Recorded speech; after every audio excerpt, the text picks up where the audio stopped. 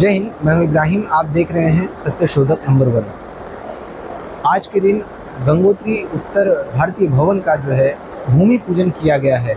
और इस भूमि पूजन का जो भूमि पूजन है वो एक संत महाराज जो है रामभद्राचार्य जी, उनके हाथों से किया गया है।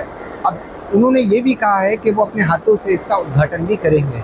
अब देखना यह है कि उत्तर भारतीयों को ये भवन कब तक बन करके मिल जाता है, क्योंकि जिस तरह से रामभद्राचार्य जी ने कहा है, उनके कहने पे कितना तेज़ी से काम होता है, या ये जगह जिस तरह से लोग इसे विवादित बता रहे हैं, कोई अड़चन आती है।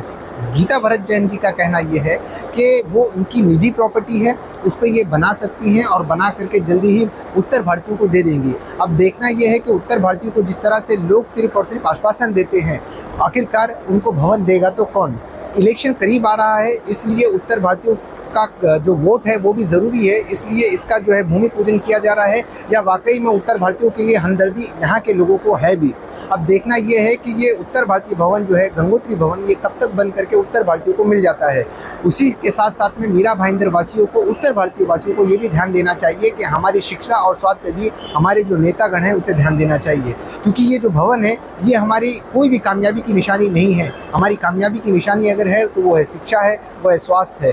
यहीं आसपास में ही आप देखेंगे कि एक हॉस्पिटल है जिसका ओपनिंग जो सीएम साहब ने की थी, पर आज तक उसकी जो है तैयारी नहीं हुई है, वो अभी तक का लोगों को मिला नहीं है। तो क्या इस तरह से जो उत्तर भारतीय भवन है ये भी जल्दी ही बन करके मिल जाएगा, या इसका भी सिर्फ और सिर्फ काम होता रहेगा और उत्तर भारतीयों को बन करके कब मिलेगा। आइए जानते हैं इस बारे में गीता भरत जैन जी से कि उनका क्या कहना है इसमें। विवाद क्रिएट किए गए हैं और इससे मालूम पड़ता है कि हमारे विरोधी कितने घबराए हुए हैं। भाई घबराइए मत, आप भी अपने अच्छे काम करते जाइए। मेरी भावना रही है कि हम अपनी तरफ से हर अच्छे कामों को किया करें। और यहाँ की जनता मूर्ख नहीं है, उन्हें पता है कि विवाद क्यों किया जाता है, लोग क्यों विवाद क्रिएट करते हैं।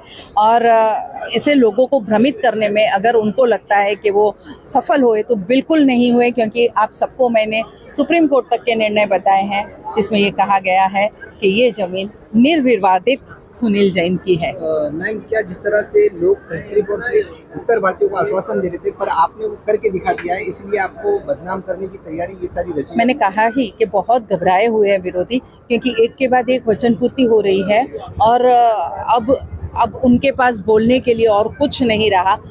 वो ऐसे ही चोचले करते रहेंगे तो मुझे उससे कोई फर्क नहीं पड़ता। नहीं आए उनका दुर्भाग्य, ऐसे महान संत के दर्शन अगर वो नहीं कर पाए वो उनका दुर्भाग्य है। मैंने अपनी तरफ से सभी को आमंत्रित किया था। आज इस मंच से आप हमारे चैनल के माध्यम लोगों को क्या संदेश देना चाहेंगे? कल से कथा शुरू हो रही है सेंट्रल पार्क एसके स्टोन, शाम को 4 से 7।